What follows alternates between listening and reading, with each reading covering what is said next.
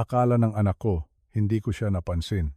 Akala niya, sa edad kong 61, sa pagiging abala ko sa pag-aayos ng aking mga gamit sa pangingisda, ay hindi ko nakita ang mabilis at palihim niyang pagpuslit ng isang maliit na bagay sa loob ng aking tackle box. Isang bagay na sisira sa buong buhay ko.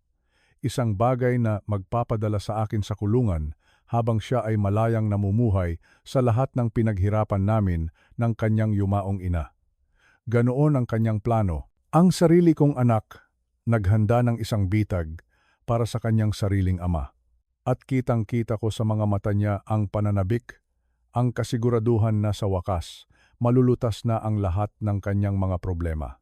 Mga problemang siya rin naman ang gumawa. Pero hindi ako sumigaw, hindi ako nagwala, hindi ko siya kinumpronta. Sa loob ng 30 taon bilang isang pulis sa Maynila, sa dami ng kaso na aking hinawakan at sa dami ng traidor na aking nakilala, natutunan kong maging kalmado sa gitna ng panganib. Natutunan kong huwag ipakita ang aking mga baraha. At higit sa lahat, natutunan kong maghintay ng tamang tiempo dahil ang bagay na itinago niya sa aking mga gamit, ang ebidensyang magdidiin sana sa akin, ay tahimik kong kinuha at maingat na inilipat sa loob ng kanyang sasakyan, doon sa ilalim ng kanyang lumang gym bag, doon sa lugar na hinding-hindi niya iisiping hahanapin ni Numan. Kaya naman, nang dumating ang mga pulis sa aming bahay, nang marinig ko ang sirena ng 3 mobile patrol at makita ang mga ahente ng PIDEA na bumababa, armado at handa para sa isang malaking operasyon, nanatili akong nakaupo sa aking paboritong silya. Siya ang sumalubong sa kanila, ang anak ko. Si Miguel, ang mukha niya ay puno ng pagkukunwaring pag-aalala. Ang boses niya ay nanginginig sa perpektong pag-arte. Mga sir, mga ma'am, mabuti po at dumating na kayo, sabi niya sa mga awtoridad. Natatakot po ako para sa aking ama. Sa tingin ko po ay may kinalaman siya sa iligal na droga. Tumingin siya sa akin. Kitang-kita ko sa mga mata niya ang awa, isang peke at nakakasukang awa. Sinamahan niya pa ng pag-iling, para bang sinasabi niya na, "Sayang ka, Papa, bakit ka pa kasi pumasok sa ganitong gulo?" Itinuro niya ang garahe. Nandoon po sa kanyang fishing tackle box. Kaninang umaga lang po, nakita ko siyang may inilagay na kahina-hinalang pakete. Sumunod ang mga pulis. Sumunod din ako. Tahimik lang akong naglakad sa likuran nila. Pinanood ko ang bawat kilos ng aking anak, ang kumpiyansa sa kanyang mga hakbang, ang kasiguraduhan sa kanyang mukha. Para sa kanya, tapos na ang laro, panalo na siya, makukuha na niya ang perang kailangan niya, makakalaya na siya sa kanyang mga utang. Ang kailangan lang niyang gawin ay isakripisyo ang kanyang matandang ama. Nang buksan ng ahente ng PIDEA ang aking tackle box, nang halungkatin niya ang bawat pain, bawat tansi, at bawat kawil, nakita ko ang unti-unting pagbabago sa mukha ni Miguel. Mula sa pagiging kampante, naging pagtataka, hanggang sa naging purong takot. Tumingin sa kanya ang hepe ng mga pulis, ang dati kong kasamahan na si Inspector Sofia. "Anak, sigurado ka ba sa sinasabi mo? Dahil wala kaming makitang anuman dito." "I'm gone," nataranta si Miguel. "Imposible! Imposible po! Nakita ko, sigurado ako. Baka inilipat niya." Ngumiti lang ako ng bahagya. Isang ngiti na ako lang ang nakakaalam ng kahulugan. Isang ngiti na nagsasabing, "Oo, inilipat ko nga." Ang hindi niya alam, ang bitag na inumang niya para sa akin ay ang mismong bitag na huhuli sa kanya. At ang tawag sa telepono na gagawin ni Inspector Sofia sa mga susunod na segundo ang siyang magiging simula ng kanyang mahabang paglalakbay patungo sa impyerno. Ang sikat ng araw sa umaga ay dahan-dahang tumatagos sa mga salaming bintana ng aking garahe dito sa Antipolo. Isang pamilyar na tanawin, isang payapang simula para sa isang araw na akala ko ay magiging tulad din ng ibang Sabado. Sa edad na 61, ang mga ganitong sandali ang aking hinahanap, ang katahimikan, ang pag-iisa, lalo na't 3 taon na rin pala ang nakalipas mula nang pumanaw ang aking pinakamamahal na asawa, si Isabel.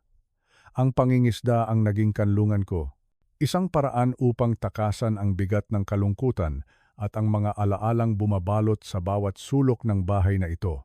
Inaayos ko ang aking mga gamit, ang mga pain, Ang mga tansi, ang paborito kong pamingwit na regalo pa sa akin ni Isabel noong ika-25 anibersaryo namin. Bawat gamit ay may kwento. Bawat isa ay bahagi ng buhay na pinagsaluhan namin. Habang abala ako sa pag-iisip, bigla na lang sumulpot ang anak kong si Miguel sa may pintuan ng garahe. Agad kong napansin, may kakaiba sa kanya. Hindi ito ang karaniwang Miguel na pagod at walang gana. Iba ngayon, ang kanyang mga balikat ay tila ba naninigas.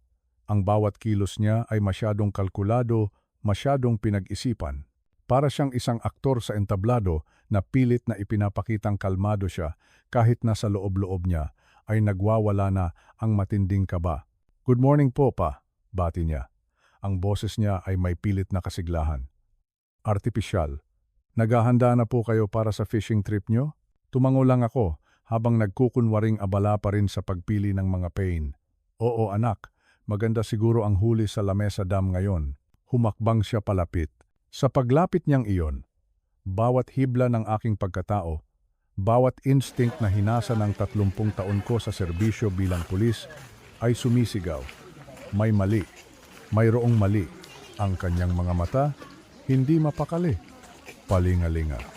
Mula sa akin, papunta sa aking kahon ng gamit sa pangingisda tapos ay titingin sa malayo at muling babalik sa kahon. Bilang isang retiradong investigador ng Philippine National Police, ang pagbasa sa kilos ng tao ay naging pangalawang kalikasan ko na, at ang ipinapakita ni Miguel sa akin ngayon, ay mga senyales ng isang taong may itinatagong malaki.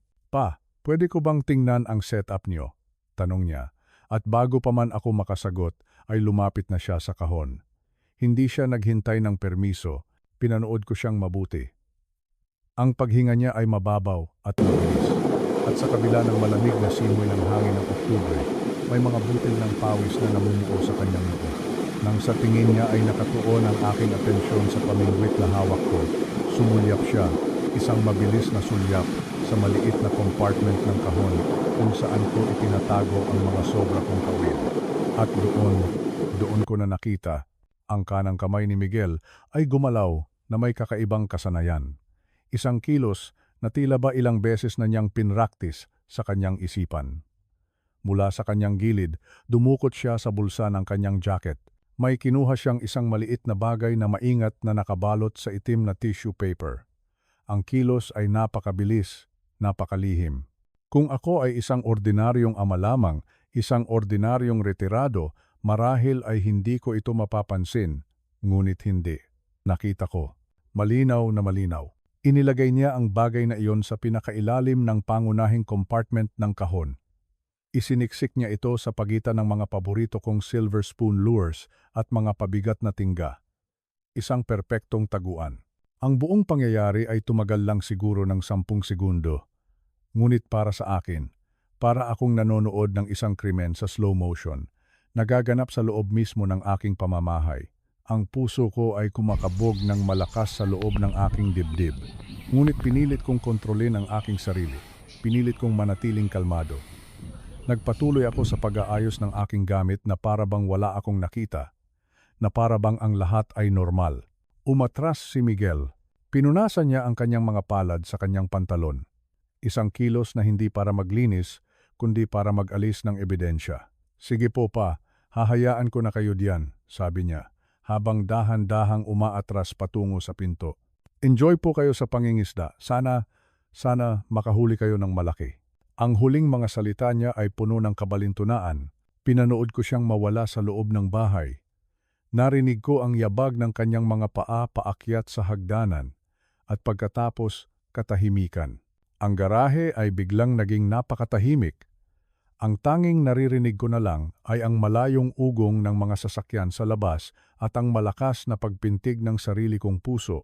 Tinitigan ko ang kahon ng aking mga gamit. Ang dating simbolo ng aking kapayapaan at libangan ay tila ba naging isang bomba na naghihintay na sumabog. Ano man ang itinago ni Miguel doon, malinaw sa akin na ayaw niyang makita ko ito kaagad. Ngunit parang inaasahan din niyang makikita ko ito sa huli. Isang plano na walang saysay. Maliban na lang kung gusto niyang ibang tao ang makakita nito. Gusto niyang makita ito ng mga awtoridad kapag huli na ang lahat para sa akin. Para akong sinampal ng katotohanan. Isang masakit at brutal na katotohanan. Ang sarili kong anak, ang kaisa-isa kong anak, ay nagtanim ng isang bagay sa aking pag-aari. Isang bagay na alam niyang magdudulot sa akin ng matinding kapahamakan. Isang bagay na sisira sa pangalan at buhay na binuo ko sa loob ng 60 taon. Ang anak ko, sinusubukan akong wasakin. Habang nakatayo ako sa gitna ng katahimikan ng aking garahe, ang tanging kasama ko ay ang malamig na bakal ng aking mga gamit at ang mabigat na katotohanang nakatago sa loob ng isa sa mga ito. Bumalik sa aking isipan ang mga pangyayari noong nakaraang gabi. Ang lahat ng senyales, lahat ng pahiwatig na pilit kong binalewala, ay biglang naging napakalinaw na parang mga nagliliyab na babala sa gitna ng kadiliman. Biyernes ng gabi noon. Ang amoy ng inihaw na manok na paborito ni Isabel ay pumupuno sa hangin. Simple lang ang aming hapunan, isang ritual na sinisikap kong panatilihin para kahit paano ay maramdaman namin ang normalidad, kahit na may isang silyang laging bakante sa aming hapagkainan. 3 taon na, pero ang pagkawala niya ay sariwa pa rin, isang sugat na hindi kailanman lubusang maghihilom. Si Miguel ay hindi mapakali. Ang kanyang mga kamay, na minsan ay matatag at puno ng buhay, ay bahagyang nanginginig habang inaabot niya ang baso ng tubig. Ang kanyang mga mata ay laging nakaiwas, nakatitig sa kawalan o sa pagkaing hindi naman niya ginagalaw sa kanyang plato. Sinubukan kong magsimula ng usapan tungkol sa panahon, sa mga kapitbahay, sa kahit anong mababaw na bagay para lang basagin ang nakabibinging katahimikan. Ngunit ang mga sagot niya ay matipid at walang buhay. Alam ko, bilang isang ama, na mayroon siyang mabigat na pinagdadaanan. Inisip ko noon na dala lang ito ng stress sa paghahanap ng trabaho at ng patuloy na kalungkutan sa pagkawala ng kanyang ina. Iyon ang gusto kong paniwalaan. Iyon ang mas madaling paniwalaan. Hanggang sa wakas, binitawan niya ang kanyang mga kubyertos. Ang tunog ng pagbagsak nito sa plato ay tila isang hudyat. Huminga siya ng malalim at sa wakas ay tumingin sa aking mga mata. Ngunit ang nakita ko roon ay hindi ang aking anak. Ito ay isang estranghero na may mga matang pagod, takot at puno ng desperasyon. Pa, sabi niya, ang kanyang boses ay halos isang pabulong. May kailangan po akong sabihin sa inyo. Kinabahan ako. Kilala ko ang tono na iyon.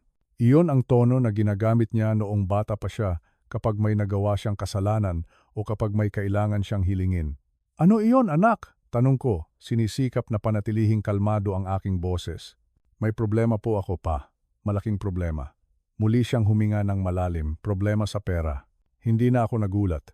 Sa mga nakaraang buwan, ito na ang naging karaniwang takbo ng aming usapan. Palagi siyang may emergency.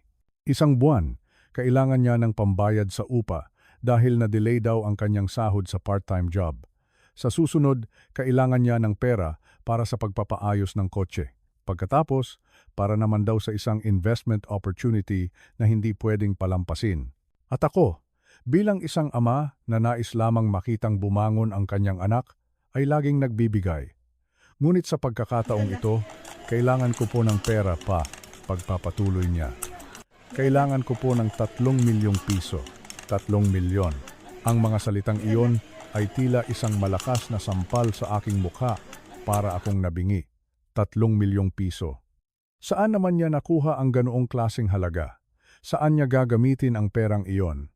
Ang lahat ng ipon ko, ang lahat ng pinaghirapan namin ni Isabel sa loob ng mahigit 30 taon, hindi aabot sa ganoon kalaking halaga.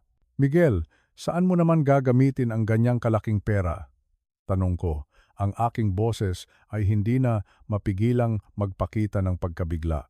Anong klaseng gulo ba ang pinasok mo? At doon, nakita ko ang pagbabago sa kanyang mukha. Ang desperasyon ay napalitan ng galit. Isang madilim na galit na hindi ko pa nakikita sa kanya kailanman. Nag-igting ang kanyang panga. Mahalaga pa po ba kung saan? Ang mahalaga, kailangan ko ng tulong. Anak ninyo ako, pa. Responsibilidad ninyo akong tulungan. Ang mga salitang iyon ay tumusok sa aking puso na parang isang kutsilyo, responsibilidad. Ginawa ko ang lahat para sa kanya.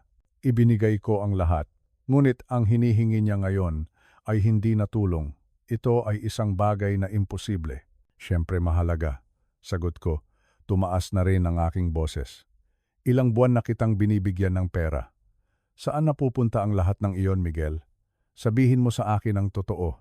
Bigla siyang tumayo at ang pag-urong ng silya sa sahig ay lumikha ng isang nakakabinging ingay. Hindi niyo sila naiintindihan pa, sigaw niya. Ang kanyang mga mata ay nanlilisik. Ang mga taong iyon, hindi sila nagbibiro. Hindi sila marunong maghintay. Sinong sila, Miguel? Sino ang mga taong tinutukoy mo? Ngunit hindi na siya sumagot. Tinalikuran niya ako. Naglakad palayo sa hapagkainan na puno ng pagkain at ng mga nunabaling pangako. Kalimutan niyo na po, sabi niya bago tuluyang umakyat sa hagdanan. Hahanap ako ng ibang paraan. Narinig ko ang malakas na pagkalabog ng pinto ng kanyang kwarto at naiwan akong mag-isa, napapaligiran ng katahimikan at ng isang lumalagong takot sa aking dibdib.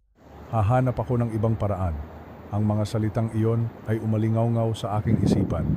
Ngayon, habang nakatayo sa garahe, 12 oras matapos ang nangyaring iyon, naiintindihan ko na. Ito ang ibang paraan na sinasabi niya. Ang pagtanggi ko na ibigay ang perang, hindi ko naman kaya ang nagtulak sa kanya na isagawa ang plano B. Isang plano kung saan ako ang magiging sakripisyo. Isang plano na nakatago sa loob ng aking kahon ng pamingwit. Ang lahat ng mga palatandaan, ang lahat ng kasinungalingan, ang lahat ng desperasyon, lahat ay humantong sa sandaling ito. At kailangan kong malaman kung ano ang naghihintay sa akin sa loob ng kahon na iyon. Hindi na ako makapaghintay pa. Ang kung anumang bagay na nakabalot sa itim na tissue sa loob ng kahon ay parang asidong unti-unting tumutunaw sa aking pagkatao. Bawat segundo na lumilipas ay parang isang pagtitiis. Ang aking mga kamay na sanay sa paghawak ng baril at sa pagposas ng mga kriminal ay nanginginig ngayon habang papalapit ako sa kahon. Isang simpleng metal na kahon na dati ay naglalaman lamang ng mga masasayang alaala at pag-asa para sa isang magandang huli. Ngayon, ito ay parang isang kabaong ng aking kinabukasan. Ang 30 taon kong pagsasanay bilang pulis ay nakikipagbuno sa pagmamahal ng isang ama. Ang isang bahagi ng aking isipan ay sumisigaw na huwag ituloy, na baka nagkakamali lang ako ng hinala, na baka may ibang paliwanag. Ngunit ang mas malaking bahagi, ang instinct ng isang investigador na nakakita na ng lahat ng uri ng kasamaan, ay nagsasabing kailangan kong harapin ang katotohanan.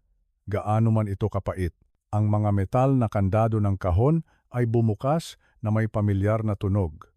Isang tunog na dati ay nagbibigay sa akin ng pananabik.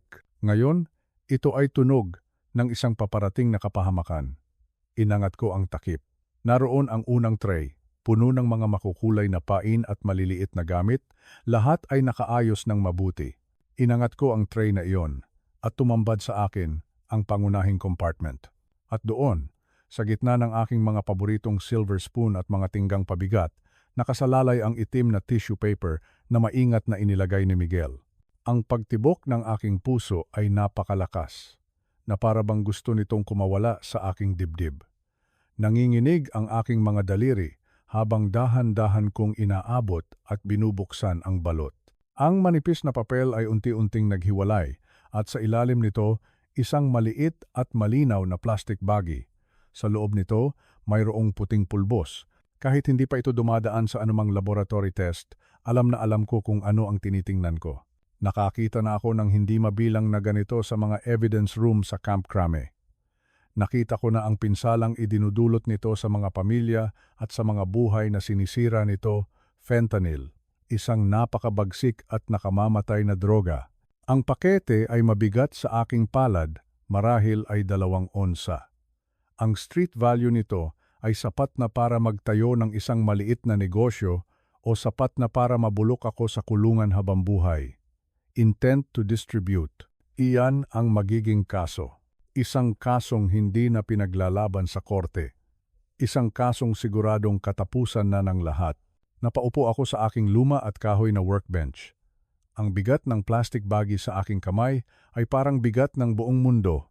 Umikot ang aking paningin habang ang buong lawak ng katrayduran ni Miguel ay bumagsak sa akin na parang isang malaking avalanche.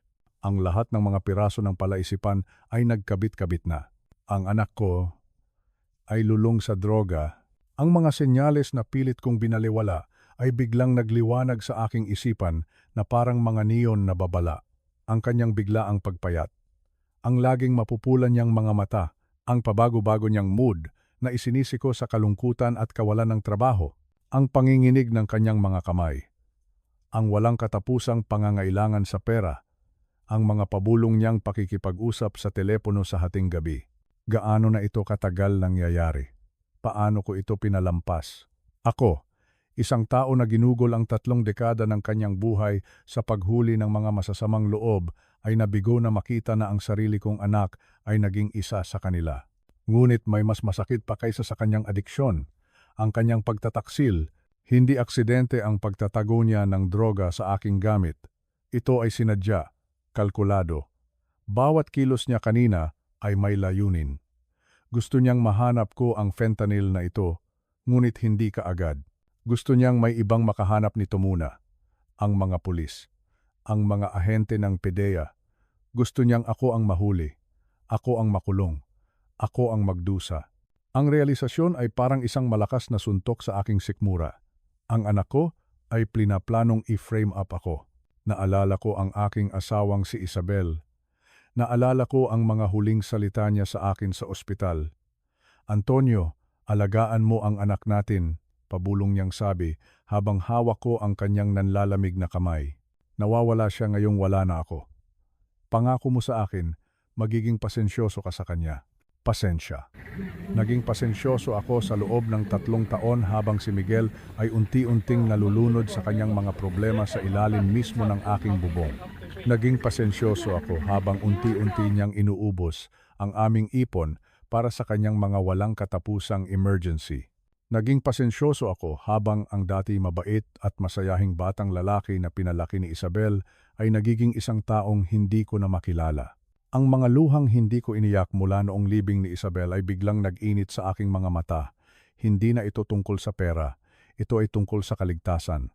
Ang kaligtasan ko, kung magtatagumpay ang plano ni Miguel, gugugulin ko ang mga huling taon ng aking buhay sa bilibid habang siya ang magmamana ng lahat ng pinaghirapan namin. Ang batang tinuruan kong mangisda sa mismong garaheng ito ay handang sirain ako para iligtas ang kanyang sarili. Ibinabalik ko ang fentanyl sa pagkakabalot nito sa itim na tissue. Ang aking mga kamay hindi na nanginginig. Ang gulat at sakit ay napalitan ng isang malamig na determinasyon. Akala ni Miguel ay nakikipaglaro siya sa isang amateur.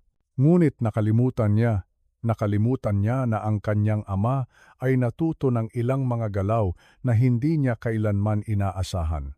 Ang fentanyl ay nakapatong ngayon sa aking workbench, parang isang ebidensya sa isang kaso na hindi ko kailanman gustong imbestigahan.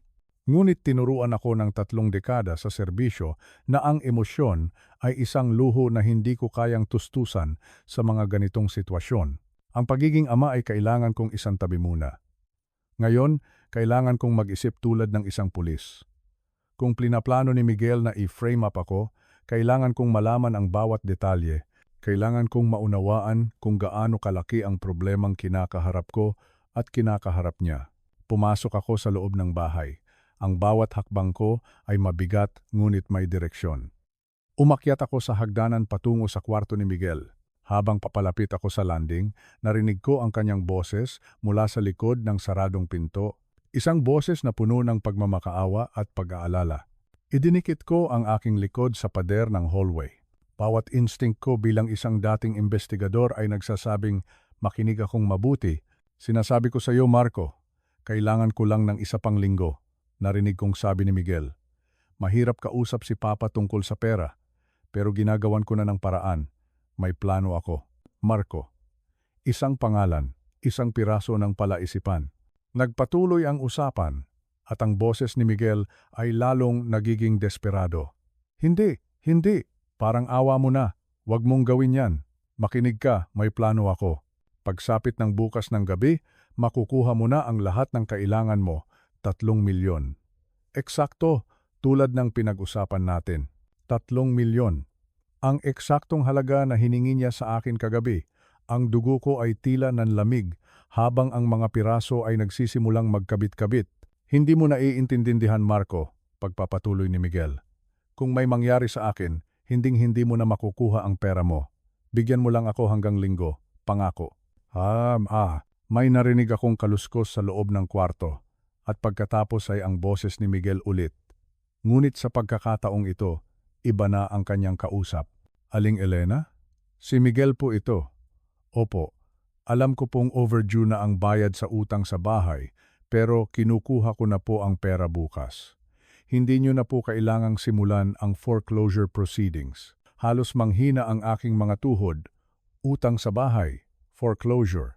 Ginamit ni Miguel ang aming bahay, ang tahanan na binuo namin ni Isabel, bilang collateral para sa isang utang na wala akong kaalam-alam. Ang bigat ng katotohanang iyon ay halos magpabuwal sa akin. Makalipas ang 20 minuto, bumukas ang pinto ng kanyang kwarto, lumabas si Miguel, nakabihis ng kanyang damit na pang-interview, mukhang kalmado sa kabila ng panik na narinig ko sa kanyang boses kanina. Isang magaling na aktor. Papunta na po ako sa job interview, sabi niya mula sa itaas. Wish me luck. Hinintay kong marinig ang pag-alis ng kanyang sasakyan. Hinintay kong manahimik muli ang bahay at pagkatapos, nagsimula na akong kumilos. Ang kwarto ni Miguel ang nagsalaysay ng buong kwento ng kanyang pagbagsak. Nakakalat ang mga dokumento na pilit niyang itinago sa ilalim ng kanyang kama at sa likod ng kanyang aparador. Ang mga bank statement ay nagpapakita ng sunod-sunod na malalaking cash withdrawal sa loob ng nakaraang 6 na buwan. Ang mga credit card bill ay nagbubunyag ng mga cash advance na umaabot sa 1.5 milyong piso. Karamihan ay kinuha mula sa mga ATM sa loob ng mga kasino sa Entertainment City. Ngunit ang kasunduan sa pautang ang tunay na nagpanginig sa aking mga kamay. Isang dokumento mula sa isang Elena Vasquez, isang lisensyadong moneylender, ay nagsasabing nagpautang siya kay Miguel ng 5 milyong piso at ang collateral ay ang titulo ng aming bahay. Ang pirma ko ay naroon. Isang halatang-halatang pamemeke. Nakakita rin ako ng mga resibo mula sa sugalan, mga betting slip na nagpapakita ng sunod-sunod na pagkatalo, linggo-linggo, at mga numero ng telepono na nakasulat sa mga kapirasong papel, kabilang ang isa na may label na Marco, Emergency Only, and close, and close. Sa sandaling iyon, ang buong timeline ay naging malinaw na parang kristal. Nagsugal si Miguel. Isinugal niya ang perang wala siya. Nang lumaki ang kanyang mga utang sa kasino, lumapit siya kay Aling Elena, pineke ang aking pirma para magamit ang aming bahay bilang collateral. At nang maubos din ang perang iyon, bumaling siya kay Marco Santos para sa droga. Malamang ay may planong ibenta ito para mabayaran ang kanyang mga naunang utang. Ngayon, pareho nang naniningil ang kanyang mga pinagkakautangan. Si Marco ay humihingi ng 3 milyon pagsapit ng Linggo o haharap si Miguel sa mga kahihinatnan na mas malala pa sa problemang pinansyal. Si Aling Elena naman ay anumang oras ay maaaring simulan ang pagremata sa aming bahay. At si Miguel, naipit sa pagitan ng 2 mapanganib na tao, ay nagpasya na isakripisyo ang kanyang sariling ama para iligtas ang kanyang sarili. Ang pag-frame up sa akin ay hindi lang para makakuha ng pera. Ito ay para alisin ang nag-iisang tao na makakapigil sa kanya at makakatuklas ng kanyang mga kasalanan. Naupo ako sa gitna ng mga ebidensya ng katrayduran ng aking anak. Ang bahay na pinagpaguran ko ng 30 taon ay halos mawala na sa akin nang hindi ko namamalayan. Ang huling hibla ng pagmamahal ng isang ama sa aking puso ay tila naputol na. Hindi na ito tungkol sa pagtulong sa isang naguguluhang anak. Ito ay tungkol sa kaligtasan. Ang kaligtasan ko. Kinuha ko ang aking telepono at maingat na kinunan ng litrato ang bawat dokumento, bawat resibo, bawat piraso ng ebidensya. Kung aabot ito sa korte, kailangan ko ng patunay. Ngunit bago iyon, kailangan kong harapin ang mas kagyat na banta, ang fentanyl sa aking garahe. Habang nakaupo sa kwarto ni Miguel, napapaligiran ng mga katibayan ng kanyang pagtataksil, naramdaman ko ang paglaho ng huling bakas ng sentimiento ng isang ama sa aking puso. Ang natira ay isang malamig at matigas na resolusyon. Hindi na ito tungkol sa pagtulong sa isang anak na may problema. Hindi na ito tungkol sa pag-unawa o pagpapatawad. Ito ay tungkol sa pagligtas sa sarili. Maingat kong ibinalik ang lahat ng dokumento sa kanilang mga pinagtataguan, tinitiyak na walang anumang bakas na nagpapakitang may naghalungkat doon. Pagkatapos, bumaba ako at naglakad pabalik sa garahe. Ang aking mga hakbang ay matatag at may layunin. Wala nang pag-aalinlangan. Wala nang pananabik. Ang 30 taon sa serbisyo ay nagturo sa akin na ang pinakamahusay na depensa ay madalas isang magandang opensa. Akala ni Miguel ay nakikipaglaro siya sa isang amateur, ngunit malapit na niyang matuklasan na ang kanyang ama ay natuto ng ilang mga galaw sa loob ng kanyang karera. Ang pakete ng fentanyl ay naroon pa rin sa aking workbench, eksakto kung saan ko ito iniwan. Kinuha ko ito. Sa pagkakataong ito, hindi na ito mabigat dahil sa takot. Ito ay mabigat dahil sa kapangyarihan. 2 onsa ng puting pulbos na maaring sumira sa aking buhay o magligtas dito. Depende kung saan ito mapupunta. Mula sa bintana ng garahe, tanaw ko ang Toyota Vios ni Miguel na nakaparada sa driveway. Isang 10 taong gulang na sasakyan na tinulungan ko siyang bilhin noong siya ay nagtapos sa kolehiyo. Noong mga panahong iyon, puno pa ako ng pag-asa para sa kanyang kinabukasan. Noong mga panahong iyon, naniniwala pa akong may mararating siya. Mapait akong napangiti sa alaala. Maya-maya, narinig ko ang pagbukas ng pinto sa harap at ang boses ni Miguel na tumatawag. Pa, may kakaibang tunog na naman po ang kotse ko. Mukhang mag-u-Uber na lang po ako papunta sa interview para sigurado. Ayokong malate o masiraan sa daan. Perpekto. Isa na namang kasinungalingan sa kanyang mahabang listahan. Ngunit ang kasinungalingang ito ay pabor sa akin. Ito ang pagkakataong hinihintay ko. Magandang ideya yan, anak. Isinigaw ko pabalik mula sa garahe, mas mabuti ng sigurado kaysa magsisi. Hinintay kong marinig ang pagdating ng Uber. Hinintay kong marinig ang mga yabag ni Miguel papalayo sa aming bahay. At nang sigurado na akong wala na siya, kinuha ko ang susi ng kanyang kotse mula sa sabitan sa tabi ng pinto sa likod kung saan niya ito palaging iniiwan. Ang trunk ng Vios ay bumukas nang may mahinang tunog. Sa loob, naroon ang kanyang mga gamit, mga jumper cable, isang reserbang gulong, at isang luma at maalikabok na gym bag na ilang buwan na niyang hindi ginagamit. Itinabi ko ang gym bag. Sa ilalim nito, sa isang sulok na malapit sa gulong, maingat kong inilagay ang pakete ng fentanyl na nakabalot pa rin sa itim na tissue paper. Isang lugar na madaling makita kung hahanapin. Ngunit hindi agad mapapansin kung sisilipin lang. Isang perpektong lugar. Habang isinasara ko ang trunk, muli kong naalala si Isabel.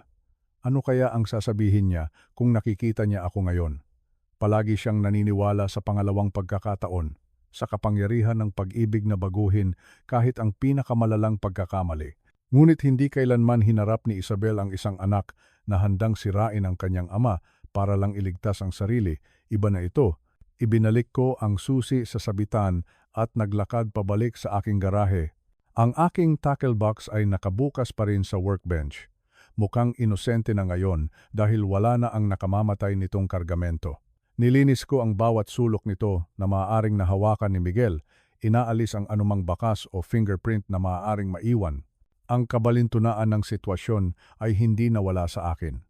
Sa loob ng 3 taon, sinubukan kong iligtas ang isang anak na matagal nang nawala. Ngayon, sinusubukan kong iligtas ang aking sarili mula sa anak na nabigo akong iligtas. Biglang nag-vibrate ang aking telepono. Isang text message mula kay Miguel. Ganda po ng interview pa. Mukhang sa Lunes ay may good news na. Salamat po sa pagtitiwala sa akin. Kahapon, ang kaswal na kasinungalingang ito ay maaring dumurog sa aking puso. Ngayon, ito ay nagsilbi na lamang na kumpirmasyon sa lahat ng aking alam. Si Miguel ay tumawid na sa isang linya kung saan wala nang balikan. Naalala ko ang mga tawag sa telepono na narinig ko kanina. Ang desperasyon sa kanyang boses habang nagmamakaawa siya kina Marco at Aling Elena para sa karagdagang oras. Nangako siya sa kanila ng pera pagsapit ng bukas ng gabi. Pera na plano niyang makuha sa pamamagitan ng pagsira sa akin. Ngunit ang mga plano ay may paraan ng pagbaliktad. lalo na kapag minaliit mo ang iyong kalaban. Nilinis kong muli ang aking tackle box, inayos ang aking mga pain at tansi hanggang sa bumalik ito sa dati nitong kaayusan. Isang ordinaryong kahon ng gamit ng isang matandang pulis na naghahanda para sa isang payapang araw ng pangingisda, wala nang iba. Uuwi si Miguel mamaya na inaasahang perpektong nakalatag na ang kanyang bitag. Ang hindi niya alam, ang bitag ay nailipat na. At sa larong ito, hindi na siya ang mga ngaso. Dumating si Miguel bago mag-alas 6 ng gabi. Ang pagpasok niya sa pintuan ay may kasamang kakaibang sigla. Isang enerhiya na matagal ko nang hindi nakikita sa kanya. Ang kanyang mga balikat ay hindi na tensyonado. Ang kanyang mga hakbang ay magaan. Para siyang isang taong nabunutan ng malaking tinik sa dibdib na para bang ang lahat ng kanyang problema ay bigla na lang naglaho na parang bula. Isang napakagaling na pag-arte. Kamusta ang interview, anak? Tanong ko mula sa aking paboritong silyang tumba-tumba sa sala. Pinanatili kong kaswal at walang bahid ng anumang hinala ang aking boses. Maganda po pa, magandang maganda, sagot niya, habang isinasabit ang kanyang jacket sa likod ng isang silya sa kusina. Ang kanyang mga kilos ay natural at relaxed. Mukhang nagustuhan po nila ako. Sa tingin ko, ito na po, yung break na matagal ko nang hinihintay. Pinanood ko siyang mabuti. Pinag-aralan ko ang bawat detalye. Napansin ko kung paano niya sinasadyang iwasan ang direksyon ng garahe. Nagpe-perform siya para sa akin at kailangan kong aminin, napakakumbinsi niya. Kung hindi ko lang narinig ang kanyang mga tawag kanina, kung hindi ko lang nakita ang ginawa niya sa aking gamit, baka naniwala pa ako sa kanya. Napakagandang balita niyan, anak, sabi ko. Kailan ka raw nila tatawagan? Sa Lunes daw po, pa. Sa Lunes. Naglakad siya patungo sa hagdanan, ngunit huminto sandali. Medyo napagod po ako pa. Aakyat muna po ako para magpahinga bago maghapunan. Tumango lang ako at ibinalik ang aking atensyon sa telebisyon. Ngunit ang aking mga mata ay nakatingin lang sa screen, habang ang aking mga tainga ay nakatutok sa bawat tunog mula sa itaas. Ang bawat kaluskos, ang bawat yabag, ang bawat mahinang usapan na tumatagos mula sa kanyang saradong pinto at hindi naman nagtagal. Wala pang 20 minuto, narinig ko na ang kanyang boses. Isang boses na hindi napagod. Isang boses na puno ng pananabik at isang peking pag-aalala. Tahimik akong tumayo at maingat na lumapit sa paanan ng hagdan, sapat lang para marinig ng mas malinaw ang bawat salitang kanyang bibitawan. Hello? Opo. Opo. Gusto ko pong mag-report ng isang kaso ng drug trafficking. Ang puso ko ay nagsimulang tumibok ng mas mabilis. Ito na ang sandali. Ang sandali ng kanyang sukdulang pagtataksil. Pinilit kong huwag gumalaw. Kailangan kong marinig ang lahat. Ang pangalan ko po ay Miguel Reyes, pagpapatuloy niya. At mayroon po akong ebidensya na ang aking ama, si Antonio Reyes, ay nagbebenta ng fentanyl. May isang sandali ng katahimikan sa kabilang linya, at pagkatapos ay narinig kong isinalaysay ni Miguel ang lahat. Ang bawat salita ay parang isang patalim na tumatarok sa aking dibdib. 61 taong gulang na po siya. Matagal na po siyang retiradong pulis, kaya alam niya ang mga pasikot-sikot. Nagtatago po siya ng droga sa kanyang fishing tackle box. Opo, yung kahon po ng gamit sa pangingisda. Kaninang umaga lang po, bago siya umalis para sa kanyang fishing trip, nakita ko po siyang may hawak na malaking quantity ng fentanyl. Naririnig ko ang kasiyahan sa kanyang boses, ang ginhawa, ang pakiramdam ng isang taong naniniwalang malapit ng malutas ang lahat ng kanyang mga problema. Ibinigay niya ang aming kumpletong address. Inilarawan niya ng detalyado ang lokasyon ng tackle box sa garahe. Nag-imbento pa siya ng mga kwento tungkol sa mga kriminal na kasama ko raw. Opo, mananatili po ako sa linya. Pakiusap po, bilisan ninyo. Natatakot po ako na baka subukan niyang ilipat ang droga. Ang kabalintunaan ng kanyang mga salita ay nakakatawa sana kung hindi lang ito napakasakit. Tama siya na matakot na baka mailipat ang droga. Ang hindi niya lang alam na ilipat na. Narinig kong ibinabana niya ang tawag. Ngunit agad din siyang nagdial ng isa pang numero. Marco? Si Miguel to. Oo. Tapos na. Papunta na ang mga pulis para arestuhin si Papa. Huwag kang mag-alala. Bukas, makukuha mo na ang pera mo. Pagkatapos noon, isa pang tawag. Ang pangatlo, Aling Elena, magandang gabi po. Gusto ko lang pong sabihin na lahat po ay umaayon sa plano. Kapag naaresto na po siya, magkakaroon na ako ng access sa lahat. Ang utang ko po sa inyo, mababayaran ng buo. Naupo akong muli sa aking silya sa sala. Tahimik na nakikinig habang ang sarili kong anak ay isinasaayos ang aking pagkawasak ng may kahusayang maihahalin tulad sa isang kriminal. Isang bahagi ng aking isipan ay humanga sa kanyang pagiging detalyado. Ngunit ang mas malaking bahagi ay nasusuklam. Ang batang binuhat ko sa aking mga bisig, ang batang tinuruan kong maging isang mabuting tao ay handang ipain ako sa mga demonyo para lang bayaran ang kanyang mga kasalanan. 15 minuto. Ganoon lang kabilis. Pagkatapos ng 15 minuto, nakita ko na ang mga kumikislap na ilaw ng unang sasakyan ng pulis na pumarada sa aming driveway. Sinundan pa ito ng 2 pang sasakyan at isang itim na van. Ang tahimik naming kalye ay biglang napuno ng tensyon. Bumaba si Miguel mula sa kanyang kwarto. Ang kanyang mukha ay isang perpektong maskara ng isang nag-aalala at naguguluhang anak. Pa, sabi niya. Ang kanyang boses ay puno ng pagkukunwaring takot. May mga pulis po sa labas. Ano po kayang nangyayari? Ang kanyang pag-arte ay walang kapintasan. Kung hindi ko lang narinig ang kanyang mga tawag sa telepono, baka naniwala pa akong ang kanyang pagkalito ay totoo. Isang matalas at malakas na katok sa pinto ang bumasag sa katahimikan. Ito na, tumayo si Miguel para buksan ang pinto, ngunit naunahan ko siya. Ako na, anak, sabi ko ng may diin. Habang naglalakad ako patungo sa pintuan, nahagip ko ang refleksyon ni Miguel sa salamin sa hallway. Sa isang saglit, noong akala niyang hindi ako nakatingin, ang kanyang maskara ay nahulog. Ang ekspresyon sa ilalim nito ay malamig, kalkulado, at ganap na walang bahid ng anumang pagsisisi. Ang mga ahente ay malapit nang dumating, at ang aking anak ay walang kamalay-malay na ang kanyang perpektong plano ay malapit nang sumabog sa kanyang sariling mukha. Binuksan ko ang pinto. Sa aking harapan ay nakatayo si Inspector Sofia Reyes, isang babaeng iginagalang ko at itinuring na kasamahan sa serbisyo sa loob ng maraming taon. Nakasuot siya ng kanyang uniforme. Ang kanyang mukha ay seryoso, ngunit sa kanyang mga mata nakita ko ang isang bahid ng panghihinayang. Sa kanyang magkabilang gilid ay 2 ahente ng PDEA na nakasuot ng tactical gear. Sa likuran nila, ang iba pang mga pulis ay nagsisiguro na sa paligid ng aking ari-arian, isang buong operasyon.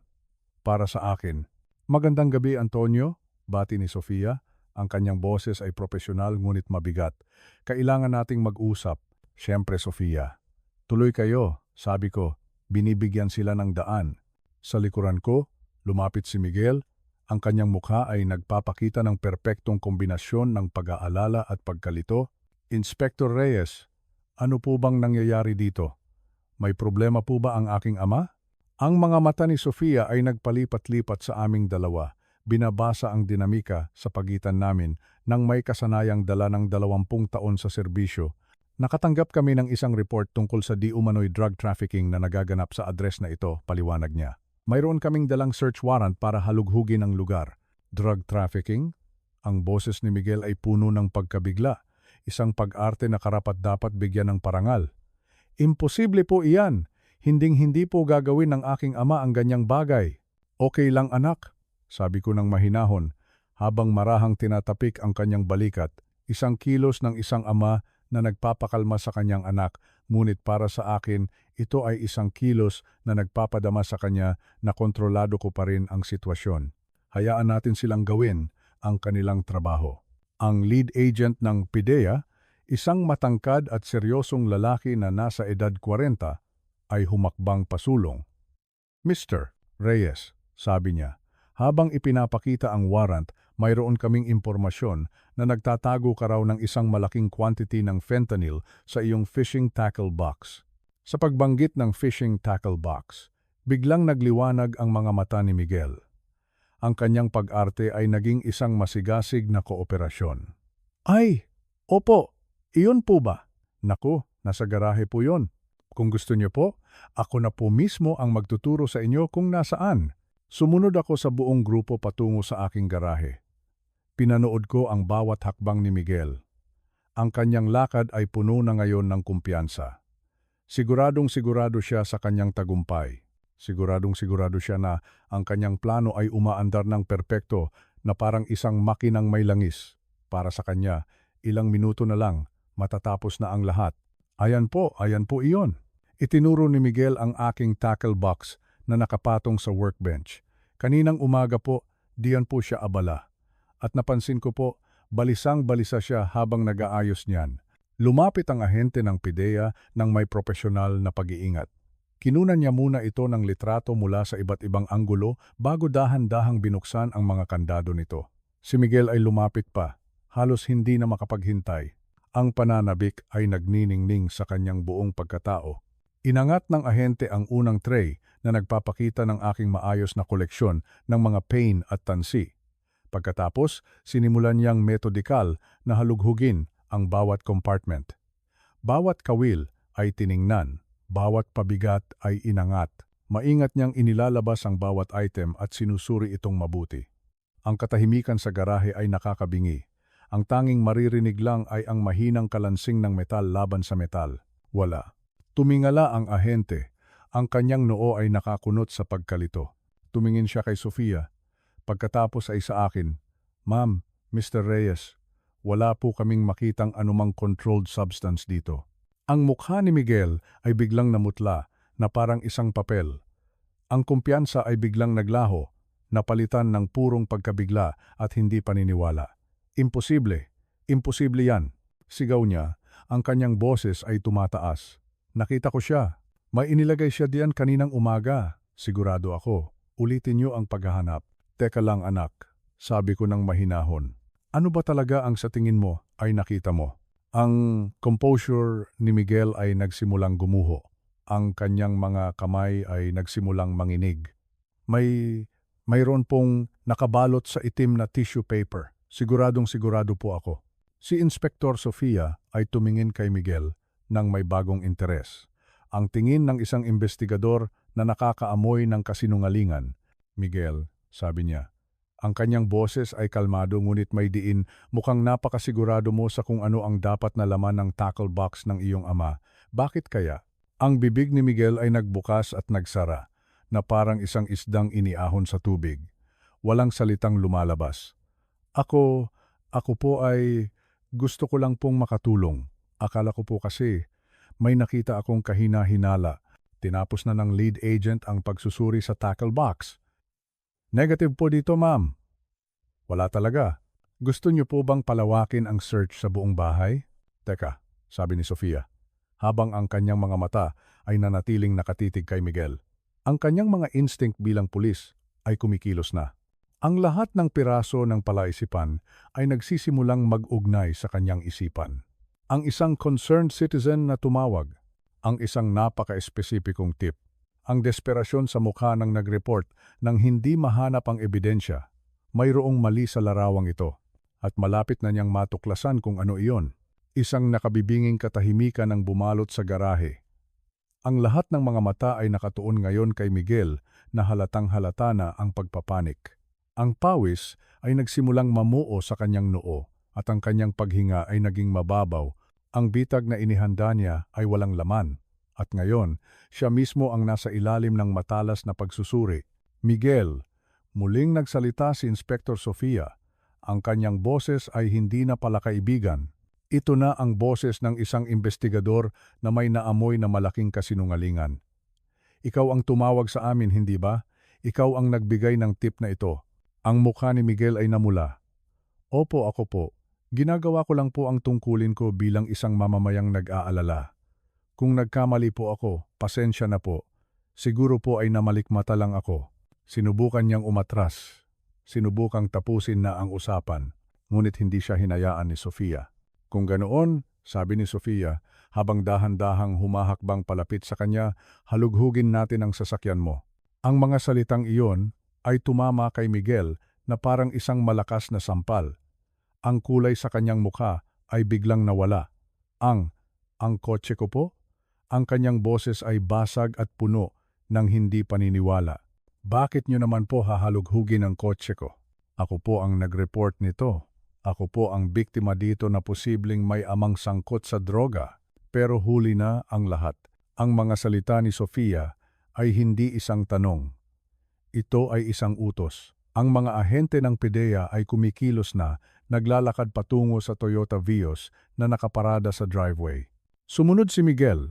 Ang kanyang kumpiyansang lakad kanina ay napalitan na ng isang nanginginig at pasuray-suray na paghakbang. Sinusundan niya ang mga ahente na parang isang tupa na dinadala sa katayan. Tumayo lang ako sa pintuan ng garahe, tahimik na nanonood. Hindi ko kailangang gumalaw. Hindi ko kailangang magsalita. Ang aking plano ay umaandar na ng kusa. Ang trunk ng Vios ay bumukas ng may mahinang tunog.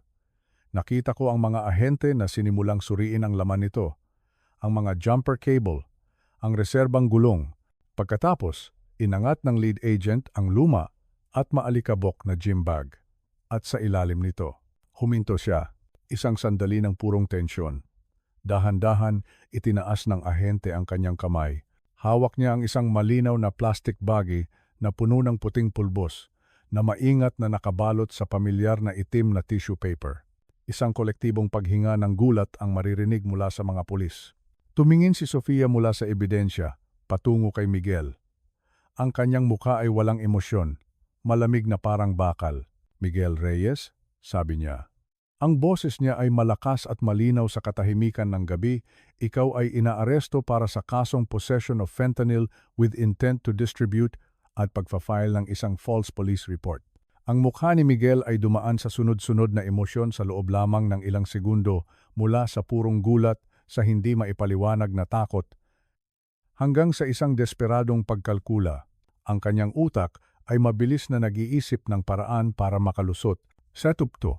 Isang setup to," sigaw niya. Ang kanyang mga mata ay nanlilisik at puno ng galit habang nakatingin sa akin.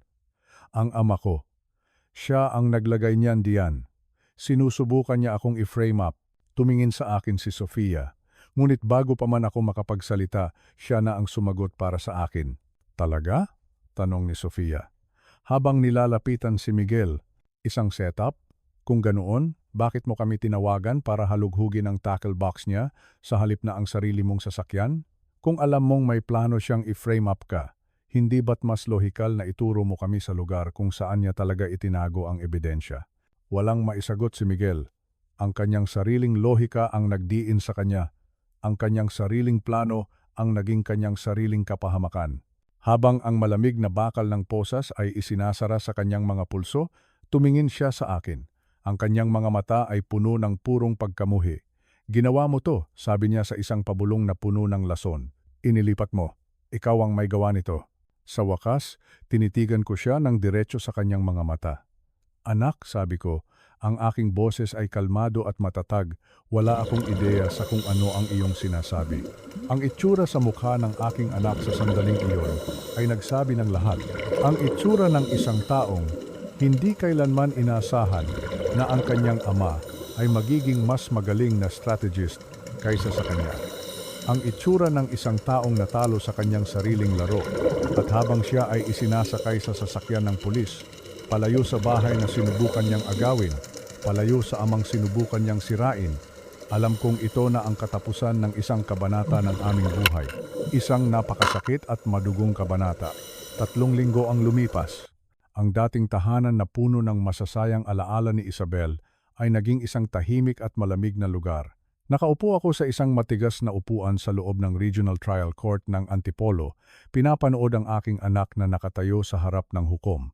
Ang dating kumpiyansa at sigla na nakita ko sa kanya noong gabing iyon ay ganap ng naglaho. Sa kanyang suot na orange jumpsuit ng bilanggo, mukha siyang mas maliit, mas payat at mas talunan. Ang bigat ng kanyang mga pagkakamali ay malinaw na nakaukit sa kanyang mukha. Ang piskal ay inilatag ang kaso ng may kahusayan at kalinawan. 2 onsa ng fentanyl na may street value na sapat para makasuhan ng intent to distribute. Pagfa-file ng isang false police report. At ang pinakamatindi sa lahat, ang pagtatangkang i-frame up ang isang miyembro ng pamilya. Ang mga recorded na tawag ni Miguel kina Marco at Aling Elena na nakuha ng mga investigador mula sa kanyang telepono ang nagsilbing huling pako sa kanyang kabaong. Walang duda, ang ebidensya ay napakalakas. Ang court-appointed na abogado ni Miguel ay sinubukan ng lahat. Isinisi niya ito sa adiksyon, sa desperasyon, sa trauma ng pamilya dahil sa pagkawala ng kanyang ina. Ngunit ang mga ito ay mga dahilan lamang, hindi mga katwiran para sa isang krimen na kasing sama ng kanyang ginawa. Nang tanungin ng hukom kung mayroon siyang nais sabihin, dahan-dahang tumayo si Miguel. Ang kanyang mga mata ay nakatingin sa sahig.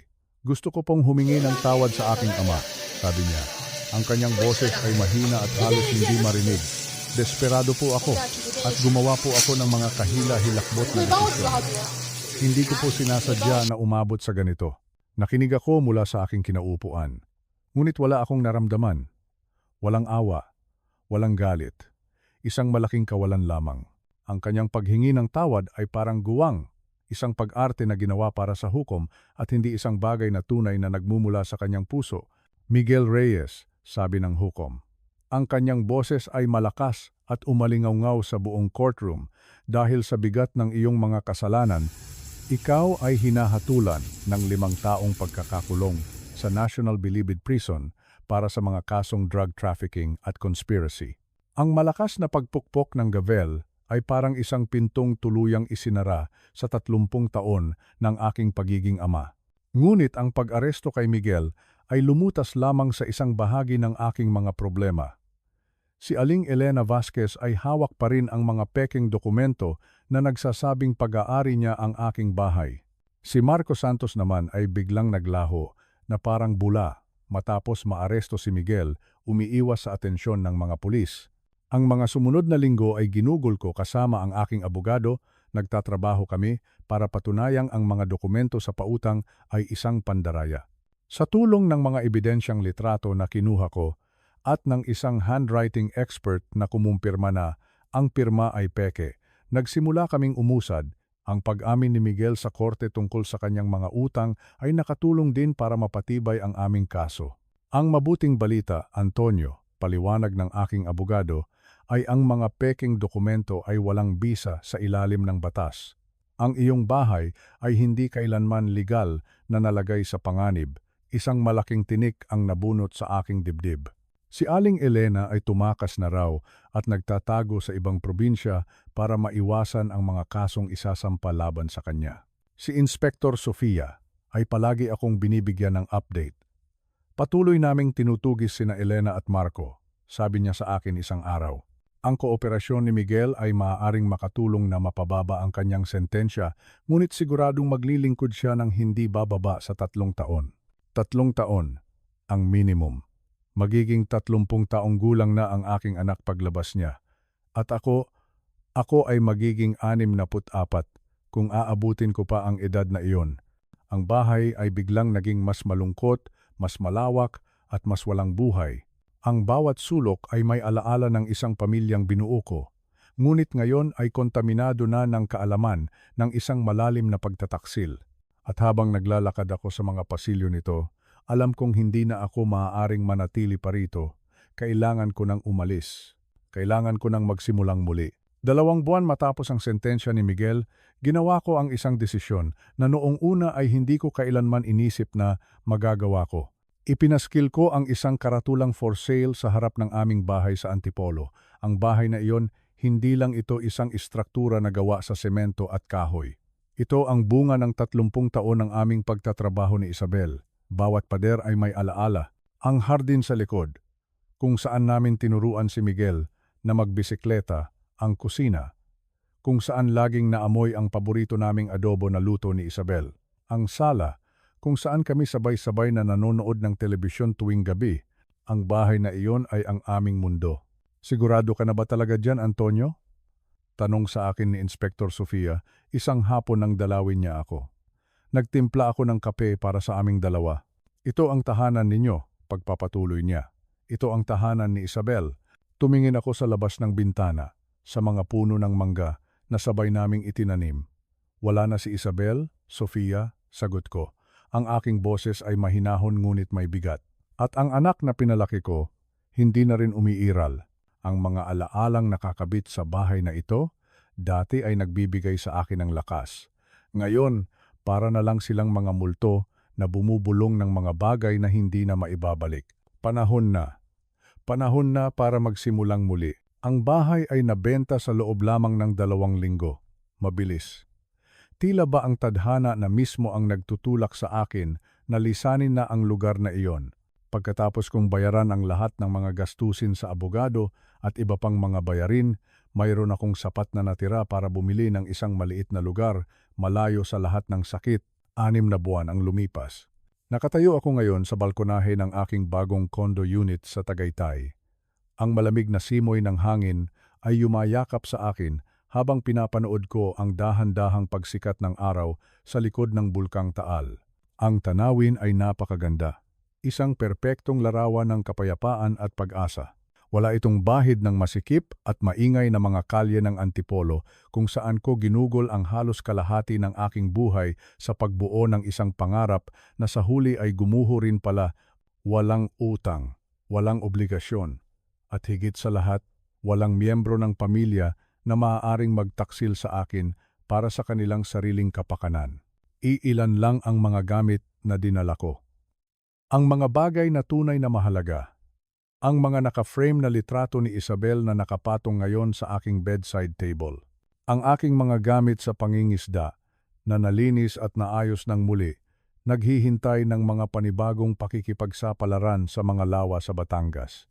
At ang pinakamahalaga sa lahat, ang karunungang natutunan ko sa pinakamasakit na paraan.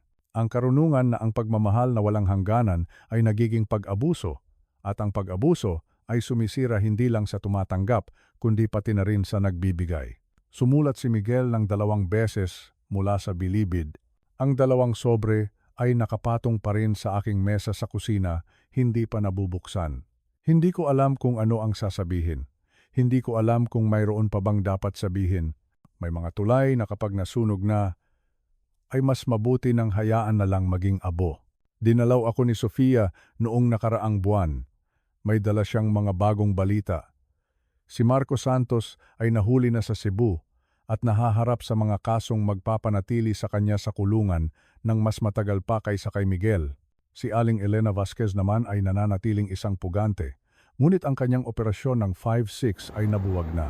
Habang umiinom kami ng kape sa aking bagong sala, tinanong niya ako, "Nagsisisi ka ba kung paano natapos ang lahat, Antonio?" Tumingin ako sa kanya at ngumiti ng mapait. Ang pinagsisisihan ko ay ang kinailangan nitong matapos sa ganoong paraan, sagot ko. Pero hindi ko pinagsisisihan na prinotektahan ko ang aking sarili. Hindi ko pinagsisisihan na pinili ko ang aking sarili laban sa isang taong handa akong sirain nang walang anumang pag-aalinlangan. Ang katotohanan ay mas simple pa kaysa sa pagsisisi o pagpapatawad. Nagpalaki ako ng isang anak na naging isang estranghero. Nagmahal ako ng isang tao na tinignan ang aking pagmamahal bilang isang kahinaan na maaaring pagsamantalahan. Nang nahaharap sa pagpili sa pagitan ng kanyang kaligtasan at ng sa akin, pinili ni Miguel ang kanyang sarili. Ang ginawa ko ay piliin din ang sarili ko.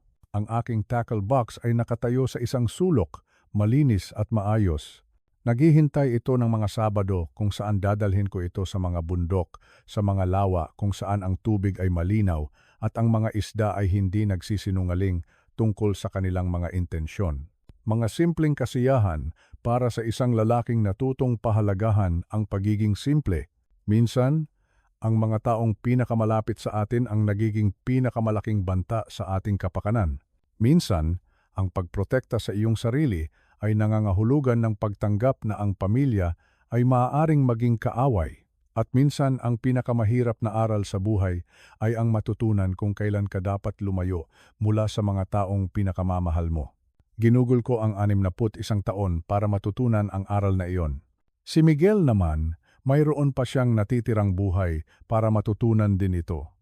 Habang nakatitig ako sa pagsikat ng araw, naramdaman ko ang isang payapang pagtanggap sa aking puso.